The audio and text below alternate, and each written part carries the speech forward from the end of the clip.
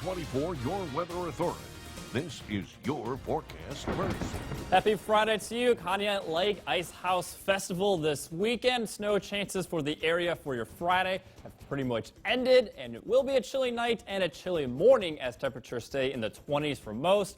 Winds become breezy for your weekend, but a much milder weekend in store. The rest of the 7-day forecast coming up in 10 minutes. Jet 24 Action News starts right now.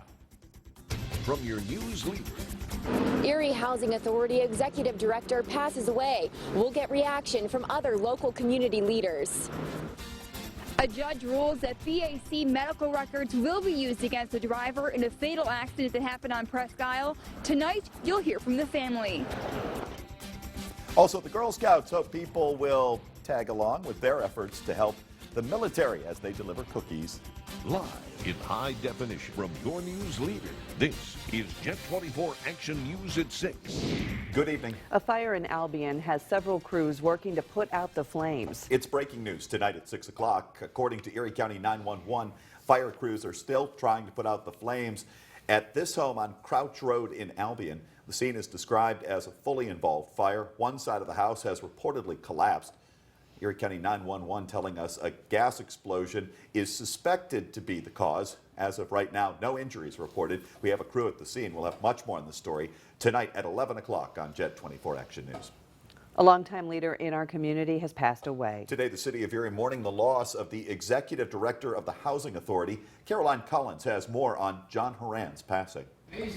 The Housing Authority of the City of Erie exists to provide safe and affordable housing for lower-income families, the elderly, and the disabled. An authority recognized nationally as a model for other cities. Members of the Housing Authority credit its success to the late John Horan. He served as the executive director of the authority for almost 40 years. It's kind of the standard for how other housing authorities are measured now because of the great work he's done here, not only with the housing product, but also with the programs that he provides to help people to get a leg up on being successful in life. Horan was pronounced dead around 2:30 Thursday afternoon at St. Vincent's Hospital emergency room, according to Erie County Coroner Lyle Cook. Cook says he died of natural causes, noting Horan had significant medical problems. Colleague Kathy Dahlkemper says Horan was always thinking of innovative ideas to better the community. I don't know that you ever replace somebody with the skill set, the dedication, and the compassion that John had. The Housing Authority of the City of Erie named the city's garden apartments after Horan before his passing, something the authority says Horan never wanted or expected. He deserves that type of a legacy. He's a visionary. He's a man who was very methodical but moved towards excellence in everything that he did. Not only will John Horan's name live on here at the Garden Apartments, but his hard work and dedication will continue on through the Erie Housing Authority. He instilled the mechanism in the Housing Authority infrastructure that if anything happened to him, that the Housing Authority had to go on and pursue the mission and the vision thereof. Horan also served as planning director for the City of Erie from 1972 to 1977 and served as assistant director of the Erie Redevelopment Authority from 1968 to 1972. Reporting in Erie, Caroline Collins, Jet 24 Action News. After a fatal car accident on Presque Isle State Park kills a teenager, a judge determines BAC records will be used against the driver. Tonight, the victim's family reacts to that ruling. Leanne Stuck joins us in the newsroom with this story. Leanne. Good evening, Sean and Jill. A judge determines that the blood alcohol level of a driver fatal accident on Presque Isle will be used as evidence in trial. 21-year-old Dominic Wolfgang is charged with homicide by motor vehicle while under the influence after allegedly traveling at a high rate of speed on Presque Isle in early June.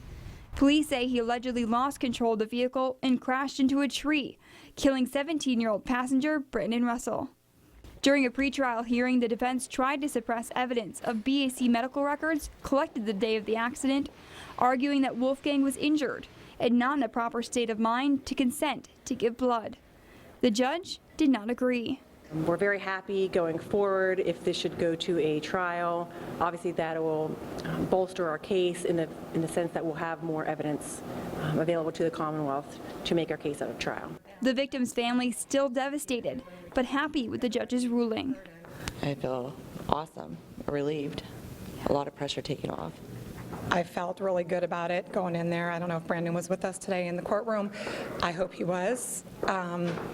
Justice was done. I mean, it's the next step.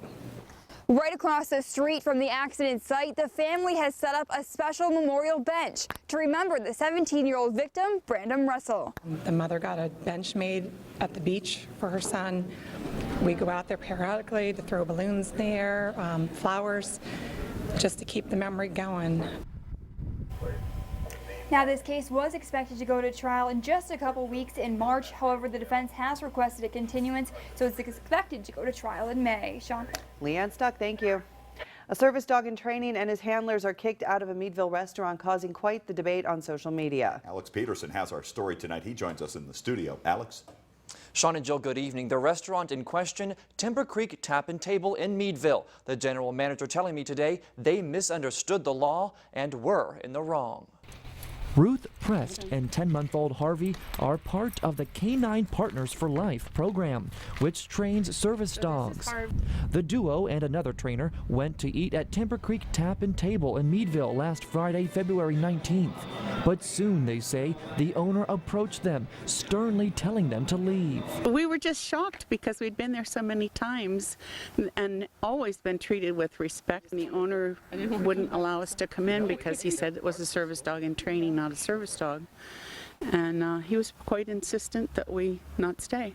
ADA regulations are further enhanced by Pennsylvania state law, which specifically extends rights to service dogs in training. Soon, news of the restaurant's denial spread online. Timber Creek management telling us Friday they were unaware of the state law. We fully admit that we made the wrong decision, absolutely. We have changed all company policies, effective immediately to adhere to proper state guidelines as well.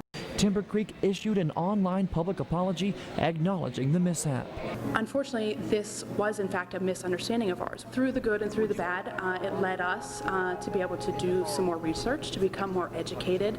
Ruth says she appreciates Timber Creek's correction and apology, and she urges other business owners to value and understand the work of service dogs. The dogs need to have this kind of exposure because they need to be able to go anywhere that their person goes once they're working.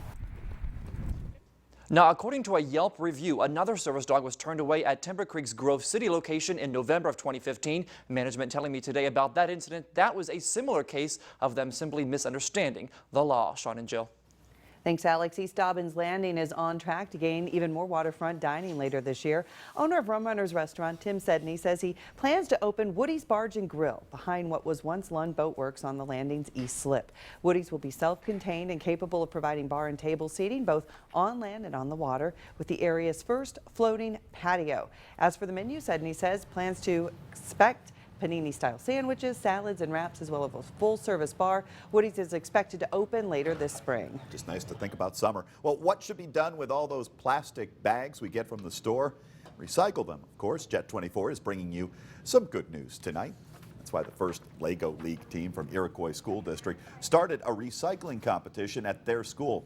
In only a few weeks, they recycled 350 pounds of plastic bags. So our students have done a lot of research in terms of the harmful effects that plastic, in particular plastic bags, that they have on our environment. So the students wanted to come up with something to help reduce the single use of plastic bags, and that's why they have initiated our school-wide recycling program.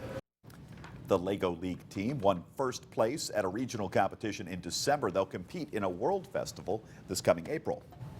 Coming up, delicious deliveries. Local Girl Scouts take their annual cookie sale on the road. That is after Tom's forecast. Tom live at the home show. Tom, what do you have for us now? Get you with your arm if you can. Okay, guys, just testing the water here. As I've told you before, it's one of our favorite stops. Yep. Hot tubs at 6 and a forecast too. We'll tell you what the temperatures are inside, out, and in the water. Stay with us, everybody. Weather is next. You're watching Sean Lafferty, Jill McCormick, meteorologist Tom Atkins, and Craig Smiley with sports. This is Jet 24 Action News, your news leader.